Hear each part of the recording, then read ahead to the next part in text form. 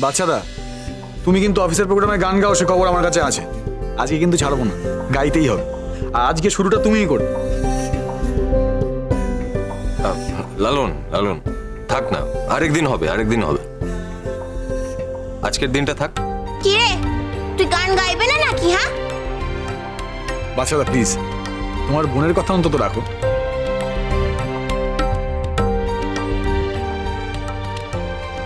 ঠিক আছে।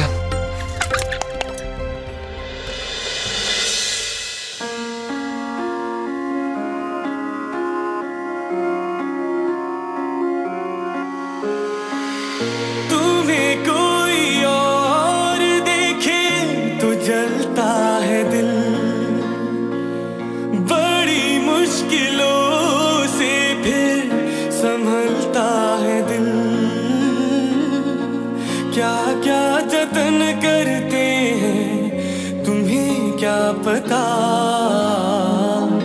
ये दिल बेकरार कितना ये हम नहीं जानते, मगर जी नहीं सकते तुम्हारे बिना। हाँ हमें तुमसे प्यार कितना ये हम नहीं जानते, मगर जी नहीं सकते तुम्हारे बिना। हाँ हमें तुमसे प्यार कितना।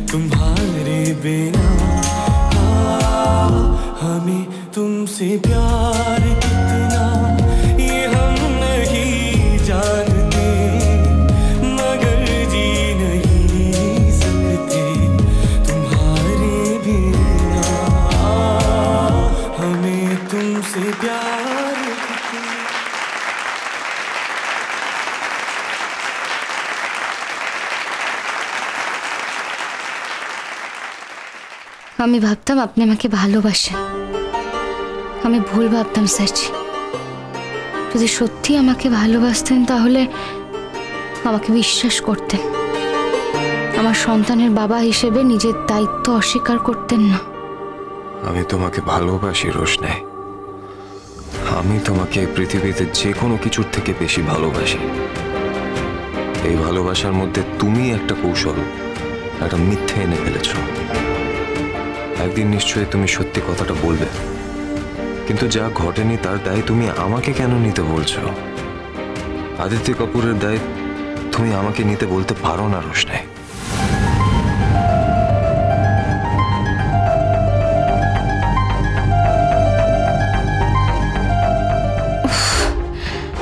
অসম্ভব পেটে ব্যথা করছে।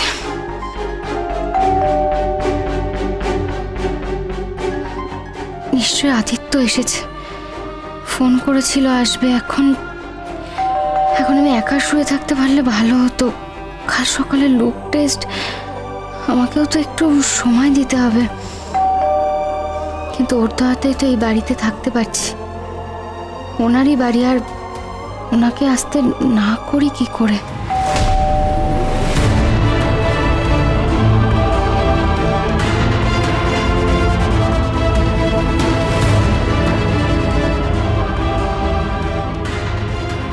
আসুন আদিত্য স্যার। কি ব্যাপার? আমি তো টেনশনে পড়ে গিয়েছিলাম, কখন থেকে বেল বাজাচ্ছি। সব ঠিক আছে তো? হ্যাঁ, আসলে একটু বিশ্রাম করছিলাম, তাই দেরি হয়ে গেল। ও রোশনাই, তোমাকে এরকম বেল লাগছে কেন? আসলে এতটা জার্নি করে এসেছি তো, তাই হয়তো একটু টায়ার্ড লাগছে। কি এমন টায়ার্ড ছিল রোশনাই? কলকাতা থেকে মুম্বাই আসতে কতক্ষণ লাগে? এনিওয়ে, ওই বিষয়টা আমার ডিটেলে জানা হয়নি। মানে আরণ্যক বিষয়টা বিশ্বাস করেছে, মানে পুরো ঘটনাটাকে ও অ্যাকসেপ্ট করেছে। আদিত্য স্যার, বলছি আমার জীবনের সমস্যাটা না হয় আমার উপরে ছেড়ে দিন, আমি ঠিক সামলে নেব। জানি রোশনাই, জানি সমস্যাটা তোমার জীবনের, তাই সমাধান আমার হাতে নেই। কিন্তু তোমার সমস্যায় আমি যে তোমার পাশে দাঁড়াতে পারবো না এমন তো কোনো কথা নয়, তাই না? দেখো, তুমি আমায় একটা কথা বলো, আজ অবধি আমি কোনোদিনও তোমাকে অসম্মান করেছি? জানো তো, তুমি না আমার জীবনটাকে বদলে দিয়েছো। এই যে তুমি চলে গিয়েছিলে, আমার একবারও মনে হয়নি যে আমি পার্টিতে যাব, ইচ্ছাই করেনি। আমি অপেক্ষায় ছিলাম কবে তুমি আসবে। কিন্তু কেন? তোমার সাথে কথা বলবো বলে, তোমার সাথে সময় কাটাবো বলে রোশনাই। আমি জানি তুমি আরণ্যককে ভালোবাসো, তাই তোমার কাছে ভালোবাসা চাইতে কথাগুলো বলছি না, ওইটুকু অহংকার আমার আছে। কিন্তু আমি তোমাকে ভালোবাসি।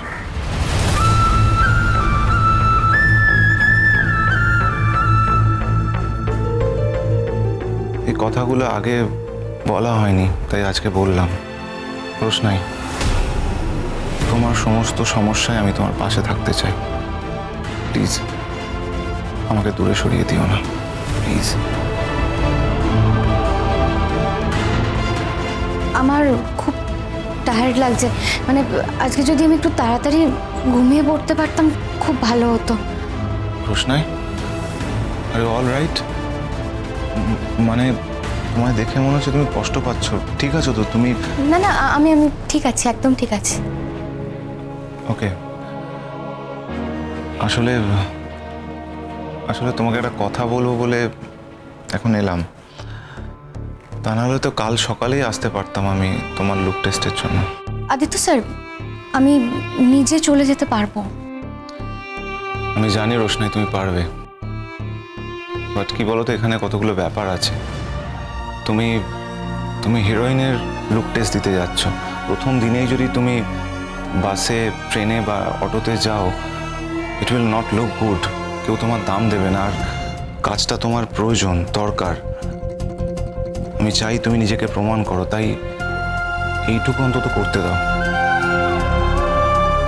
আর রোশনাই, যে কথাটা বলার জন্য আমি এখানে এসেছি,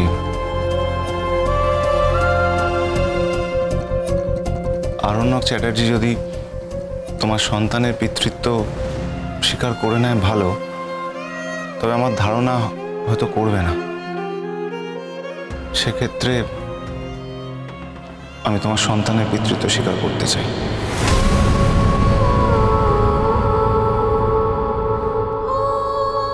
তুমি আমাকে ভালো নাও বাসতে পারো, বিয়ে নাও করতে পারো, বাট তবু আমি তোমার সন্তানের পিতৃত্ব স্বীকার করতে চাই। থ্যাংক ইউ আদিত্য স্যার, কিন্তু প্লিজ একটা রিকোয়েস্ট আপনার কাছে। আজকে যে কথাটা আপনি বলেছেন, প্লিজ সেটার কোনোদিনও বলবেন না। কারণ আমার বাচ্চার বাবা আরণ্যক চ্যাটার্জি, আর উনি নিজের বাচ্চাকে স্বীকার করেনি বলে যে আমি আমার বাচ্চার দায়িত্ব অন্য কারোর ওপর চাপিয়ে দেব, এটা কোনোদিনও হতে পারে না। যদি দরকার পড়ে তাহলে আমি সারা জীবন সিঙ্গেল মাদার হয়ে থাকবো, আমার কোনো সমস্যা নেই, আমি সবটা সামলে নেব। তাই প্লিজ এটার কোনোদিনও বলবেন না। হ্যাঁ, আপনি বন্ধু হয়ে আমার পাশে আছে, সব সময় আমার পাশে থাকবেন, এটাই আমার জন্য যথেষ্ট, ব্যাস আর কিচ্ছু চাই না। রোশনাই।